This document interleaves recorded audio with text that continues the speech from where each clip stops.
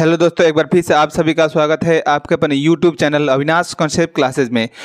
तो आज स्टूडेंट्स, आज हम आपके लिए क्लास 10th का जो 21 तारीख को पेपर होने वाला है बोर्ड एग्जाम, उससे पहले मैं आपको एक रैपिड फायर फार्मूला का रिवीजन लेकर आया हूं। इस वीडियो को आप अंत तक जरूर देखें। ऑब्जेक्टिव क्वेश्चन को सॉल्व करें तो ऑब्जेक्टिव क्वेश्चन में एकदम डिटो आपसे फार्मूले ही पूछे जाएंगे, तो आप फार्मूले को कर पाएँ। यदि आप मेरे वीडियो पर नए हैं तो वीडियो को लाइक कर दीजिए, चैनल को सब्सक्राइब कर दीजिए और अपने दोस्तों में भी शेयर कर दीजिए। चलिए शुरू करते हैं। आज का जो मैंने लेकर आया है जो इम्पोर्टेंट है, ये जितने भी इम्पोर्टेंट फॉर्मूले हैं मैंने आपको लिख दिया है कि इस प्रकार से इसको सॉल्व करेंगे। ये भी मैं आपको ये भी बताऊंगा कि किस प्रकार से फेस करना है क्वेश्चन को, कैसे कैसे करना है, कैसे क्या नहीं करना है। ठीक है ना, एकदम अच्छे से और ध्यान से देखते रहिएगा। देखिए, सबसे पहले हम अगर फार्मूला रिवीजन में आए तो सबसे पहले चैप्टर से आता है यूक्लिड विभाजन प्रमेय से। किस प्रमेय से? तो यूक्लिड विभाजन प्रमेय से पहला फार्मूला बनता है आपका, ये बनता है a बराबर बी क्यू प्लस आर। जहाँ पे जो r होता है ना वो b से क्या होता है छोटा और 0 से बड़ा या 0 के बराबर। हमारा क्या है? भागफल है, जिसको क्वेसेंट बोलते हैं इंग्लिश में। ठीक है ना। r जो हमारा क्या है? शेषफल है, जिसको हम रिमाइंडर बोलते हैं। a जो है, यहाँ पे जो a दिख रहा है, a हमारा क्या है? भाज्य है, जिसको क्या बोलेंगे? डिविडेंड, जिसमें भाग दिया जाता है। जैसे लेट सपोज अगर यहाँ पे a लिखा है, यहाँ पे b है, इसका मतलब कि जो b हमारा क्या है? डिविडेंड है, ये हमारा क्या है? डिवाइजर है। ठीक है, यहाँ पे आ जाएंगे। जो b है, b, ये जो b हमको दिख रहा है यहाँ पे, ये b हमारा क्या है? भाजक है। क्या है? भाजक है, जिसे b से प्रेजेंट करते हैं, जिसको इंग्लिश में डिवाइजर बोलते हैं। यहाँ तक क्लियर है। अगला देखेंगे फॉर्मूला कि यदि देखो दो संख्या अगर दी गई हो, a और b दिया हो, दो संख्या a और b दिया हो, तो हमसे पूछता है एचसीएफ और एलसीएम में संबंध। अब देखिए, एलसीएम और एचसीएफ में संबंध क्या होगा जब दो संख्या दी गई हो? तो ध्यान से देखेंगे, a और जो b है, ध्यान सुनेंगे, a और b का गुणनफल यानी पहली संख्या गुणे दूसरी संख्या बराबर होता है एचसीएफ गुणे एलसीएम। यानी कि पहली संख्या गुणे दूसरी संख्या इक्वल टू होता है एलसीएम गुणे एचसीएफ। अब देखिए, इसी फॉर्मूले को स्लैप करके पक्षांतर करके आपको मैं बताया हूं। यदि इसमें से क्या दिया हो, अगर मान के चले कि इसमें से a का मान निकालना हो तो ये क्या होगा? एचसीएफ गुणे एलसीएम बटा में क्या हो जाएगा? b। यहाँ से फॉर्मूला निकल के आ जाएगा। ऐसे आपको b का मान निकालना है तो एचसीएफ गुणे एलसीएम बटा में क्या हो जाएगा? a हो जाएगा। जैसे कि नीचे आपको लिखे फॉर्मूले अच्छे से आप कॉपी में नोट कर लेंगे। ठीक है ना। एचसीएफ बराबर हो जाएगा पहली संख्या गुणे दूसरी संख्या बटा में क्या हो जाएगा? एलसीएम। पहली संख्या गुणे दूसरी संख्या बटा में एलसीएम। अगर एलसीएम निकालना हो तो पहली संख्या गुणे दूसरी संख्या बटा में क्या हो जाएगा? एचसीएफ। यहाँ से क्या निकल के आ जाएगा? एलसीएम। यानी कि मौसा गुणे लसा बराबर होता है पहली संख्या गुणे दूसरी संख्या। अब ध्यान से इस चीज को आप क्या करेंगे? नोट कर लेंगे, क्योंकि आपके पास टाइम नहीं है। ठीक है ना। अब देखिए, आपको पहले चैप्टर से क्या क्या पढ़ना है, ध्यान रखेंगे। आप क्या रिवीजन करके जाएंगे? आप अपर में संख्या अंडर 3 प्लस 2 टाइप का, अंडर 3 माइनस 3, एक बटा में under 2, 2 divide by under 3, under 2 divide by 2 plus under 3 इत्यादि इस टाइप के जितने भी प्रश्न हैं जिनको अपरिमेय संख्या पर सिद्ध करना होता है, इनको जरूर आप रिवीजन करके जाएंगे। यदि आप हमसे पढ़े होंगे तो रेगुलर क्लास में, ऑफलाइन कोचिंग में, तो मैंने आपको बता दिया होगा कि इस प्रकार से किया जाता है। आप उस नोट्स को निकाल के अच्छे से एक बार रिवीजन कर लेंगे, क्योंकि आपसे पक्का है कि इसमें से कोई ना कोई आपसे देखने को मिलेगा एग्जाम में। चलिए अब देखेंगे, हम पढ़ेंगे अब दो रेखाओं के बीच में संबंध। क्या पढ़ेंगे? Linear equation in two variable pair में। यानी कि जब दो क्या हो, रेखाएं पेयर में हो जाए, जोड़े में हो जाए, तब उनके बीच में संबंध क्या होता है उसके बारे में, क्योंकि चैप्टर इंपॉर्टेंट है। आपसे हो सकता है कि ऑब्जेक्टिव में भी पूछ ले, आइए इस पे आप प्रश्न भी दे दे, तो हम आपको बता रहे हैं किस प्रकार से करना है। ध्यान से देखते रहिए वीडियो को। ठीक है ना। देखिए, लिखा है कि a1 अपान में क्या हो गया? यहाँ पे हो जाएगा a1 अपान में b1। ठीक है ना। यहाँ पे गलती हो गया, इसको सही कर लीजिए। ये हो गया a1 अपान में b1। ठीक है ना। a1 अपान में यहाँ पे हो जाएगा a2, a1 अपन में a2 equal to not equal a2, a1 अपन में a2 equal to not b1 अपन में b2 हो। जब ऐसी रेखा जिसका क्या हो, जैसे कौन कौन सी रेखा हो सकती है पहले इसके बारे में समझ लीजिए। जैसे यहाँ पे लिख देते हैं अलग अलग से, ये होता है ax1 plus by1 plus c बराबर क्या होता है? 0। दूसरी होती है ax2 plus by2 plus c2 बराबर क्या होता है? 0। तो ये जो दिखा रहा है ना, ये x1 का गुणांक है, इसका मतलब पहली रेखा। तो यहाँ से जब क्या हो, उसका गुणांक आपस में बराबर ना हो तो उस प्रकार की रेखा को हम बोलते हैं प्रतिच्छेदित रेखा। यानी कि जैसा ग्राफ बनेगा इसका, तो कैसा होगा? प्रतिच्छेदित ग्राफ होगा।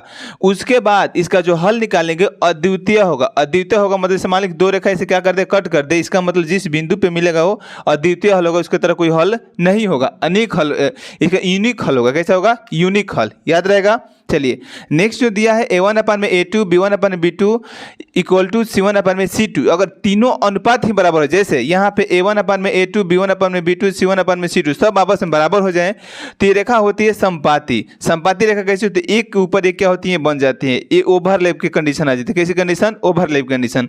तो जब दो रेखाओं के बीच का जो कांस्टेंट का अनुपात है वो बराबर हो जाता है तो रेखाएं कैसी होती है, समपाती।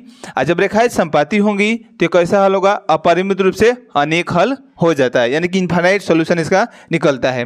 नेक्स्ट पॉइंट हमारी ये है कि A1/A2 equal to B1/B2 equal to not C1/C2, यानी कि दो कांस्टेंट जो अनुपात होता है गुणांक आपस में क्या हो, बराबर हो। A1/A2 equal to B1/B2 not equal to C1/C2 हो। अगर ऐसा करने से मिल जाए, देखिए ध्यान से, तो इसको क्या होगा, ये समांतर रेखा होती है। कैसी होती है, समांतर, यानी समांतर ऐसी रेखा होती है। देखिए ऐसे क्या होगी, ये समांतर रेखा होती है, तो इनका कोई हल नहीं निकलता। अरे भाई साहब, जब दोनों रेखाएं आपस में कट करेंगे नहीं तो हल कैसे निकलेगा, इसका मतलब कोई हल नहीं निकलता है। अब इसी के पर्सपेक्टिव में इसी को लेकर तीन प्रकार से आपको मेथड दिए जाते हैं। मेथड कितने हैं, तीन। पहला होता है विलोपन विधि, जिसको इंग्लिश में एलिमिनेशन मेथड बोलते हैं। दूसरा होता है ब्रजगुणन विधि, जिसको क्रॉस मल्टीप्लिकेशन मेथड बोलते हैं। अगला होता है प्रतिस्थापन विधि, जिसे सब्स्टिट्यूशन मेथड बोलते हैं। अब मैंने आपको ऑफलाइन क्लास में सब पे एक एक क्वेश्चन भी कराया होगा, एक्सरसाइज भी सॉल्व करवाया है। आप क्या करेंगे, उसको जाके ध्यान से देखेंगे, और अगर नहीं देखे हैं तो मैं वीडियो का लिंक डिस्क्रिप्शन में दे दूंगा, आप वहाँ पे अच्छे से देख लीजिएगा, ठीक है ना। ये किस प्रकार से इस सारे विधि को हम कैसे प्रयोग करते हैं, क्योंकि इससे हो सकता है कि अब एग्जाम में हो सकता है कि 110% है कि इससे आपसे एग्जाम में क्या होगा, प्रश्न पूछेगा। चलिए अब बढ़ते हैं नेक्स्ट स्लाइड पे। अब देखते हैं कि और इंपॉर्टेंट फॉर्मूला आपके लिए क्या हो सकता है। समीकरण का व्यापक रूप सबसे पहले देख लेते हैं, इसका स्टैंडर्ड फॉर्म क्या होता है। तो द्विघात समीकरण का व्यापक रूप होगा ax² plus bx plus c बराबर क्या होता है, 0। हो सकता है कि ऑब्जेक्टिव में आपको ये पूछ दे, क्या पूछ दे कि क्या होना चाहिए, तो a इक्वल टू 0 ये हो सकता है पूछ दे, या आपसे ये हो सकता है कि पूछ दे b इक्वल टू भी 0 नहीं होना चाहिए, ये भी पूछ सकता है।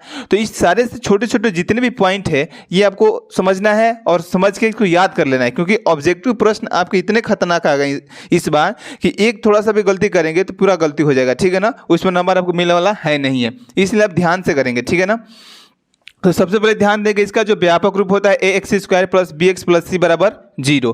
दूसरा देखेंगे, कंडीशन है कि यदि क्या होता है कि किसी द्विघात समीकरण का गुणनखंड नहीं हो पाता है तो हम क्या कर सकते हैं, कैसे हम गुणनखंड करेंगे, तो इसको बाद में देखेंगे। तो ये है b² minus 4ac is greater than 0, ठीक है ना। क्या हो, इस ग्रेटर देन 0 इक्वल टू 0, या तो 0 से क्या हो, बड़ा हो, या 0 के बराबर हो। अगर ऐसा होता है इसको बोलते हैं डिस्क्रिमिनेंट। क्या बोलते हैं, डिस्क्रिमिनेंट, इसको विविधकर बोलते हैं। यदि क्या हो b² माइनस 4ac का मान 0 से क्या हो, बड़ा हो या 0 के बराबर हो, तो हम क्या कर सकते हैं, x का मान निकालने के लिए माइनस में b क्या है, तो x का गुणांक, b क्या है, x का गुणांक है, अंडर रूट में b² माइनस 4ac, यानी कि x का गुणांक स्क्वायर कर दीजिए, माइनस करिए 4 इंटू a क्या है, तो x² का गुणांक है 80, हमारा क्या है, कांस्टेंट टर्म है। अब पूरे का होल डिवाइड बाई क्या होगा, 2a होगा।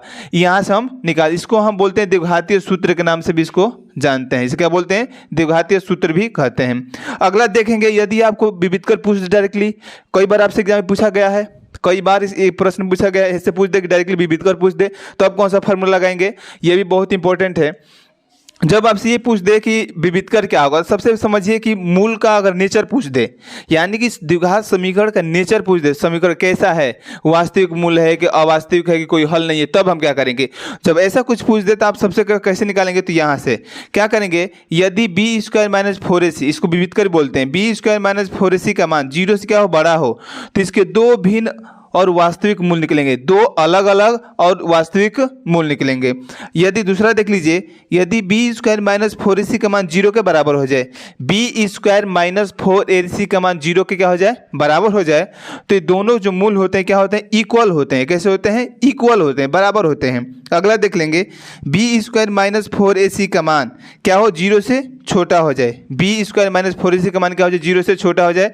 जैसे माइनस में 1 क्या है, 0 से छोटा है, इसका कोई अस्तित्व नहीं होता है। तो लिखेंगे कोई अस्तित्व में होगा ही नहीं, इसके लिए क्या हो जाएगा, कोई वास्तविक मूल्य नहीं होगा। तो ये बहुत जो इंपॉर्टेंट है, आप तुरंत वीडियो को पॉज करके इसको नोट कर लेंगे, रिवीजन कर लीजिए कि आपको एग्जाम में अगर ऐसा प्रश्न पूछ दे तो हम कैसे इसका उत्तर दे सकते हैं, ठीक है ना।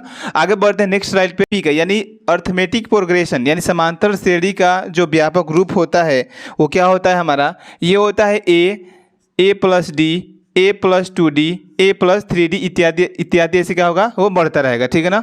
एक सार्वंतर होता है जो आगे वाले पद में से पिछले को घटाने पे प्राप्त होते हैं, यानी कि क्या होगा, a प्लस डी में से अगर a को हम माइनस करेंगे तो क्या होगा, d हमें प्राप्त हो, जिसे सार्वंतर बोलते हैं, जिसे हम क्या बोलते हैं, सार्वंतर, जिसे d से रिप्रेजेंट करते हैं। सार्वंतर क्या क्या हो सकता है, सार्वंतर धनात्मक हो सकता है, ऋणात्मक हो सकता है और शून्य भी हो सकता है। क्योंकि मैंने ऑफलाइन क्लास में जब बच्चों को पढ़ाता हूँ तो सोचते हैं कि सर धनात्मक तो होगा लेकिन ऋणात्मक कैसे हो सकता है, भाई ऋणात्मक भी होगा और शून्य भी हो सकता है, इस बात को आप याद रखेंगे, ठीक है ना। तो हो सकता है आपसे ऑब्जेक्टिव प्रश्न में पूछ दे कि सर्वांतर हो सकता है ऋणात्मक, धनात्मक, शून्य, इनमें से कोई नहीं, तब ऐसे ऑप्शन आप दे सकते हैं, ठीक है ना। तो याद रखिएगा, बहुत इंपॉर्टेंट, इसमें मैं स्टार लगा दे रहा हूँ। आगे देखेंगे, प्रथम ए सर्वांतर डी वाली समांतर श्रेणी का एनवां पद ज्ञात करना हो। अगर किसी समांतर श्रेणी का ए दिया हो और क्या दिया हो, सर्वांतर दिया हो, आप पूछे कि एनवां पद ज्ञात कीजिए, तो फॉर्मूला क्या होगा, ए एन बराबर a plus n minus 1 into d वाला फॉर्मूला हम क्या कर देंगे, पुट कर देंगे, वहाँ पे लगा देंगे। कौन सा फॉर्मूला, ए एन बराबर हो जाएगा a प्लस ब्रैकेट में n माइनस 1 इंटू डी वाला फॉर्मूला लगा के हम क्या करेंगे, निकाल लेंगे। कब, जब किसी समांतर श्रेणी का प्रथम पद और सर्वांतर दिया हो तब दी, ठीक है ना, लगा देंगे। अगला देखिए, लिखा है कि किसी समांतर श्रेणी के प्रथम पद n का योग, n पदों का योग s ज्ञात करना हो। यदि किसी समांतर श्रेणी के n पदों का योग ज्ञात करना हो तो कौन सा फॉर्मूला लगेगा, ये लगेगा s equal to n by 2, यानी कि पद का क्या कर देंगे, आधा कर देंगे, नंबर ऑफ टर्म आधा कर देंगे, फिर ब्रैकेट में लिखेंगे 2a प्लस में n माइनस 1 इंटू डी, या इसी फॉर्मूले को आप एडवांस में रख सकते हैं।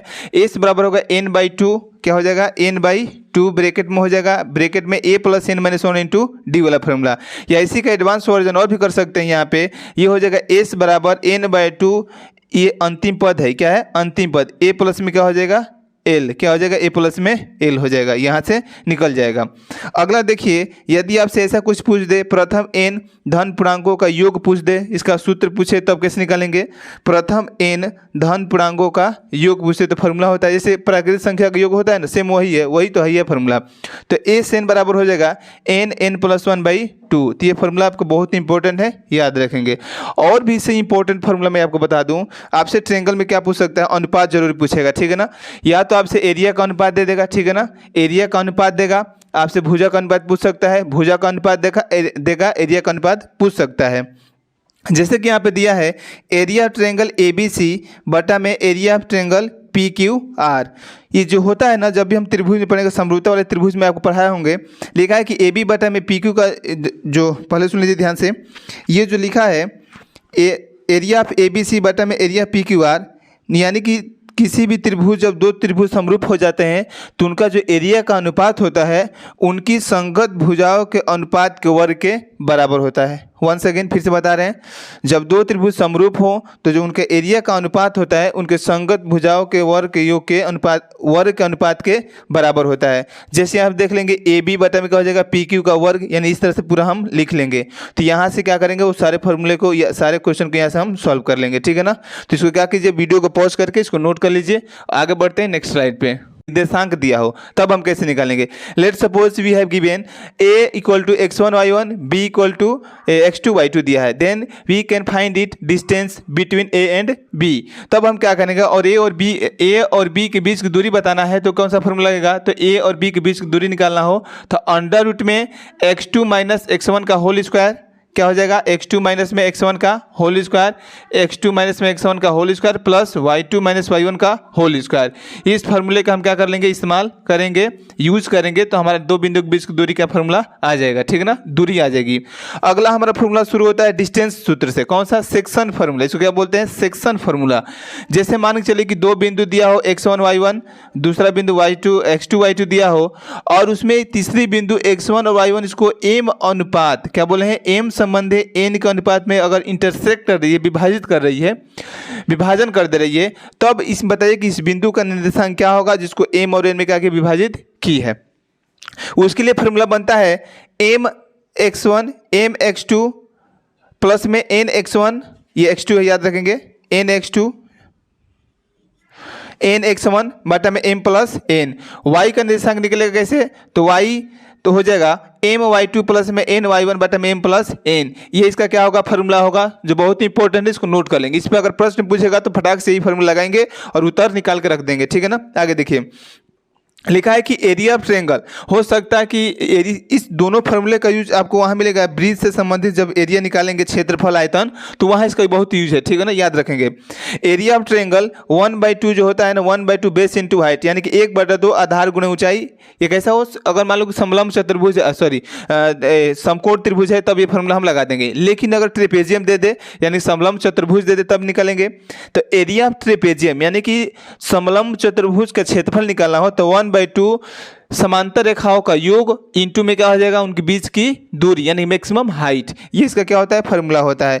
इसको अच्छे से आप क्या करेंगे, नोट कर लेंगे, बहुत इंपॉर्टेंट है, बहुत मेहनत करके मैंने बनाया है। यदि अभी तक आप वीडियो बने हुए हैं तो वीडियो को लाइक शेयर और सब्सक्राइब जरूर कर दे, ठीक है। बढ़ते हैं अगले स्लाइड पे, तब तक के लिए इसको नोट कर लीजिए। ट्रिग्नोमेट्री से जो संबंधित क्वेश्चन हो सकते हैं, इंपॉर्टेंट फार्मूला जो हो सकता है, उसका देख लेते हैं। इस स्लाइड पे जो भी लिखे हैं देखिए, तो लिखिए कि कोण ए के लिए, जितनी भी बात होगी कोण ए के लिए, क्लास 10th में आपको ये भी एक अच्छा सा बता दे कि जब भी आपको एग्जाम में प्रश्न आएगा तो अब याद मान के चलें कि सब न्यून कोण की बात हो रही है। न्यून कोण क्या होता है कि 0 से बड़ा हो, 90 से छोटा हो। तो ये एक सटीक तरीका होता है किसी भी सवाल को अप्रोच करने का, सॉल्व करने का, कि आप दिमाग में ये लेके बैठिए कि जब भी त्रिकोणमिति से संबंधित कोई क्वेश्चन आए तो तुरंत दिमाग में हिट कर लीजिए कि कैसा होगा सूत्र, कैसा वो एंगल होगा। तो एंगल हमेशा आपको कैसे दिया जाएगा, तो न्यून कोण ही दिया जाएगा, जिसका मान क्या हो, 90 से बड़ा हो, 90 से छोटा हो, 0 से बड़ा हो। अब आते हैं यहाँ पे कोण ए के लिए। सबसे पहले आपको बता दें, जो पिछली बार कोरोना के बाद एग्जाम हुआ था, जो इस समय 11 में बच्चे हैं, उन जो लोग 10th का जब एग्जाम दिए थे, तो उनका मैं बता दूं कि सबसे पहला जो ऑप्शनल 5 उसमें भी आया था, तो इस बार तो मालिक 20 दिया है, लेकिन उसमें अगर दिया था तो उसमें बता दें 5 में से इसमें से 1 दे दिया था। क्या पूछा था कि बोल रहा था कि किसका पूरा रूप बताइए, या sine cos tan cot cosec sec का जो बोले पूरा रूप बताइए, इसका पूरा नाम बताइए क्या होता है। तो मैं इसको बहुत इंपॉर्टेंट है, ये पूछा गया था, मैंने इसलिए आपको यहाँ पे लिख दिया, ठीक है ना। चलिए, तो याद रखेंगे यहाँ से साइन कोसाइन टेंजेंट और सेकेंट कोसिकेंट कॉट टेंजेंट, इसका पूरा रूप क्या होगा, तो लिख लीजिए। साइन का जो लिखा है, साइन तो देख ही रहा है यहाँ पे, तो इसका हो जाएगा शॉर्ट कट हो जाता है साइन, क्या होता है साइन। इसका होता है कॉस, क्या होता है कॉस। इसका हो जाएगा टेन, इसका होता है सेक, क्या होता है सेक। इसका होता है कॉसेक, क्या होता है कॉसेक। इसका होता है कॉट। तो सबसे पहले यही इंपॉर्टेंट है कि आप साइन का साइन, कॉस का कोसाइन, टेन का टेंजेंट, सेक का सेकेंट, कोसेक का कोसेकेंट, कॉट का कॉट टेंजेंट, ये आपको इंपॉर्टेंट है, इसको याद कर लेना है, ठीक है ना। बहुत इंपॉर्टेंट, पिछली बार एग्जाम में पूछा गया था। दूसरी बात यहाँ पे देख लीजिए, अगर देखिए, अगर मान दीजिए कि एंगल दे दे बीच में, पूछ दे किसी एंगल का मान पूछ दे आपसे, आपको पता है कि भाई न्यून कोण ही मान निकाल, अगर मान लीजिएगा आपसे पूछ दे 120 का मान बताइए भाई क्या होगा, तो आप तो पढ़े नहीं है क्लास 10 के लेवल में, आप तो 11वीं में पढ़ेंगे, 12वीं में पढ़ेंगे। लेकिन ये बताइए कि आप क्लास 10 के लेवल में पढ़े नहीं है, आपसे पूछ दे तो क्या छोड़ देंगे, नहीं, कभी नहीं छोड़ेंगे। आप ध्यान देंगे, उसके लिए एक नियम है कि sine cos cot tan cosec sec, ये वाला रूल लगाएंगे, ठीक है ना, 90 माइनस वाला। तो देखिए, साइन 90 माइनस थीटा क्या होगा, sine 90 minus theta. Sine 90 minus theta बराबर क्या हो जाएगा आपका कॉस थीटा, ठीक है ना। कॉस 90 माइनस थीटा क्या होता है साइन थीटा। एक बार और पढ़ते हैं, cot 90 minus theta tan theta, tan 90 minus theta cot theta. आपको यहाँ से ये देखने को मिल रहा है कि एक दूसरे के रेसिप्रोकल है, उल्टा, क्या है उल्टा है। अगर यहाँ पे साइन है तो कॉस, अगर कॉस है तो साइन। देखिए, कॉट है तो टेन, टेन है तो कॉट, समझ में आ रहा है ना। तो एक ट्रिक की तरह आप याद रखेंगे कि जब भी क्या हो, जब भी 90 माइनस थीटा की बात होगी तो एक दूसरे क्या होते हैं, उल्टा होते हैं, लेकिन चेंज होते हैं जरूर, ठीक है ना। कॉसेक 90 माइनस थीटा बराबर क्या हो जाएगा सेक थीटा, सेक 90 माइनस थीटा बराबर क्या हो जाएगा कोसेक थीटा। तो इंपॉर्टेंट जो फॉर्मूले हैं मैं बोर्ड पे लिख दे रहा हूँ, आप अच्छे से कॉपी पेन पे नोट कर लीजिए, ताकि एग्जाम में आपको सोचना ना पड़े, फटाक से दिमाग में हिट कर जाए, ठीक है ना। इस बात को ध्यान रखेंगे। आगे देखिए, लिखा है कि साइन लंब बटा कर्ण, यानी कि जो त्रिकोणमितीय अनुपात होते हैं वो भुजा के बीच में संबंध भी बताते हैं। ये बहुत बड़ा फैक्ट है, आपको बता दें। जो त्रिकोणमितीय अनुपात होते हैं 6, वो किसी समकोण त्रिभुज के दो भुजा के बीच में संबंध को स्थापित करते हैं। जैसे यहाँ देख लीजिए, ये बहुत इंपॉर्टेंट भी है। जैसे लिखा है कि साइन ए, साइन किसके बीच में संबंध बताएगा? समकोण त्रिभुज में क्या होता है? समकोण त्रिभुज में देख लेंगे, आपको मैंने ऑफलाइन क्लास में भाई बता रखा है। ये हमारा लंब है और ये हमारा आधार है और ये हमारा क्या है? कर्ण है, ठीक है ना।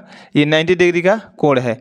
तो देखिए, ये लंब बटा कर्ण में संबंध बताता है। साइन को उल्टा कॉसेक, कॉस को उल्टा सेक, टेन को उल्टा कॉट, बस कर देना है। यानी कि साइन को उल्टा कॉसेक तो कॉसेक हो जाएगा कर्ण बटा में लंब, कॉस हो जाएगा आधार बटा में कर्ण तो सेक हो जाएगा कर्ण बटा में आधार, टेन बराबर लंब बटा आधार होता है तो कॉट बराबर आधार बटा लंब हो जाएगा। तो ये सारे जो इंपॉर्टेंट फॉर्मूले आपको लग रहा है कि हमको आ रहा है, हमको पता है भाई, आप समझ रहे होंगे। आप तो ऐसी बात साथ समझते हैं अपने आपको कि हमको सब कुछ आ रहा है, लेकिन एग्जाम में आप भूल जाएंगे बाबू, इस बात को समझिए, ठीक है ना। आप क्या कीजिए, इसको अच्छे से नोट कर लीजिए, ताकि आप जब एग्जाम में सॉल्व करें क्वेश्चन को तो तुरंत आपके दिमाग में फॉर्मूला हिट कर जाए, नहीं तो आप सोचते रह जाएंगे, खुजलाते रह जाएंगे, काम गिर जाएगा, ठीक है ना। इस बात को ध्यान रखेंगे। चलिए अब आगे बढ़ते हैं नेक्स्ट स्लाइड पे। ये इंपॉर्टेंट है, इसको अच्छे से याद कर लीजिएगा, ठीक है ना। Sine cot tan cosec sec के उसको हम पढ़ लेते हैं, ठीक है ना। इसको थोड़ा सीधा कर लेते हैं। चलिए अब हम क्या करते हैं कि देख लेते हैं कि सारे जो वैल्यू हैं 0 में, 30 में, 45 में, 60 में, 90 का जो मान है वो सारी त्रिकोणमितीय अनुपात के लिए क्या क्या है और कैसे हमको परीक्षा में हम याद कर सकते हैं। क्योंकि परीक्षा में आपको किसी प्रकार का लेके जाना नहीं है, सीधे आपको दिमाग में जो है वही हमको लिखना है, ठीक है ना। लेकिन उसको कैसे हम आसानी से याद कर सकते हैं ये आपको हम बता सकते हैं। देखिए, जैसे कि आपको पता है कि साइन का उल्टा कॉस होता है, टेन का उल्टा कॉट होता है, सेक का उल्टा कॉसेक होता है। ये भी मैं बताता हूँ आपको कि बताइए, साइन का जो रेसिप्रोकल तो 1/कॉसेक होता है, कॉस का जो रेसिप्रोकल तो 1/कॉसेक सेक होता है। ये मैं आपको क्लास में बता चुका हूँ, वो भी हम बताएंगे आगे आने वाले में, ठीक है ना। अब जैसे कि आपको पता है कि ये सारे एंगल ए के लिए बात हो रहा है, 0, 30, 45, 60, 90 का हमें मान बताना है। कैसे शॉर्टकट में इसको याद करेंगे? देखिए, पहले तो हम क्या करेंगे, एक मान हमको याद रखना है। कौन सा मान? तो ऊपर वाला। देखिए, साइन में 0 का मान 0, 30 में मान होता है 1/2, 45 में 1/√2 होता है और 60 में √3/2, 90 में 1 होता है। पहले इस रो को आप क्या करेंगे, इस कॉलम को अच्छे से याद कर लेंगे। साइन में 0 का मान 0, साइन में 30 का मान 1/2, साइन में 45 का मान √2, 1/√2, 60 मान होता है √3/2 और 90 का होता है 1। अब आपको पता है कि साइन किसका उल्टा होता है? कॉस का। उल्टा कर दीजिए। देखिए, 90 का मान जो होगा साइन में 90 का मान होगा वो कॉस में 0 का मान के बराबर होगा, ठीक है ना। 0 के बराबर हो गया। जो मान साइन में 60 का होगा वो मान साइन कॉस में 30 के बराबर होगा। उल्टा कर दीजिए। देखिए, यहाँ पे 1 हो गया, √3/2 हो गया, √2 हो गया, 1/2 हो गया। तो इस प्रकार से आप समझ सकते हैं कि किस प्रकार से हम सारे वैल्यूज लिखे हुए हैं और आप भी लिख सकते हैं और समझ सकते हैं, ठीक है ना। चलिए आगे बढ़ते हैं 10 वाले पे। आपको मैं एक फार्मूला लिखवाए होंगे हम, या आप जानते भी होंगे। आपको पता है कि यहाँ पे साइन ए बटा में कॉस ए बराबर क्या होता है? 10 है। क्या होता है? 10 है। तो इस फार्मूले का यूज करके आप 10 का मान लिख सकते हैं। कैसे? तो 0/1 साइन बटा में कॉस क्या होता है? 10, 0/1 0, 1/2 बटा 3/2, तो 2 से 2 कैंसिल, 1/√3 हो जाएगा। ये √3 से √2 से √2 खत्म हो गया, 1 बच जाएगा। ये बताइए 2 से 2 खत्म होगा, √3 बच जाएगा। ये 0 में 1 से भाग करेंगे तो क्या हो जाएगा? इनफाइनाइट हो जाएगा। समझ में आ रहा है ना। अब आपको पता है कि 10 का उल्टा क्या होता है? कॉट। पूरा वैल्यू उल्टा कर दीजिए भाई साहब। 0 हो गया इनफाइनाइट, ये हो गया √3 1, 1/√3 0। कितना इजी है ना, बहुत इजी है। अब इन दोनों को लिखने के लिए आपको सेक के बराबर करना पड़ेगा। आपको पता है जो सेक होता है वो कॉसेक का क्या होता है? उल्टा होता है। कॉसेक का उल्टा यानी रेसिप्रोकल। उल्टा करने का मतलब क्या होता है? रेसिप्रोकल, इनवर्स होता है, इनवर्स, ठीक है ना। तो बात करेंगे, इसको हम इन्वर्स कर देंगे, 1/1 1 हो जाएगा। इसको उल्टा कर दीजिए, 2/√3 हो गया, बहुत बढ़िया। इसको √2 कर दीजिए, इसको उलट दीजिए, 2 हो जाएगा। इसको उलट देंगे तो इनफाइनाइट हो जाएगा। आपको पता है कि सेक इसका उल्टा, देखो इन्वर्स और उल्टा में अंतर होता है, ठीक है ना। इन्वर्स मतलब कि जैसे हम, मेरे कहने का मतलब है कि अगर मान लीजिए कि साइन ए है, इसका मतलब 1 में क्या होगा? कॉसेक ए के वैल्यू के बराबर होगा। ये इसका कहने का मतलब है, ठीक है ना। तो आप गलती नहीं सीख लेंगे, ठीक है ना। यहाँ देखिए, तो कॉसेक का जब भी मान लिखना हो तो क्या करिए? सेक का उल्टा कर दीजिए फटाक से। बहुत 3 घंटा का समय आप बहुत कुछ कर सकते हैं, ठीक है ना, आसानी से। तो इनफाइनाइट हो गया, यहाँ पे 2 हो गए, यहाँ पे √2 यहाँ की वैल्यू यहाँ आ गई और एक वाली वैल्यू यहाँ पे आ गई। तो इस प्रकार से आप सारे वैल्यू को याद कर सकते हैं, ठीक है ना। अभी तक मेरे वीडियो बने हुए हैं तो वीडियो को लाइक कर दीजिए, शेयर कर दीजिए और कमेंट करना अपना न भूलें, ठीक है ना। चलिए बढ़ते हैं नेक्स्ट, हम सर्कल बनाएंगे, ठीक है ना। सर्कल के जो बीच में होता है सेंटर होता है, इसको हम सर्कम परिधि बोलते हैं। आउटर साइड को क्या बोलते हैं? परिधि बोलेंगे। इसको हम क्या बोलते हैं? केंद्र बोलेंगे।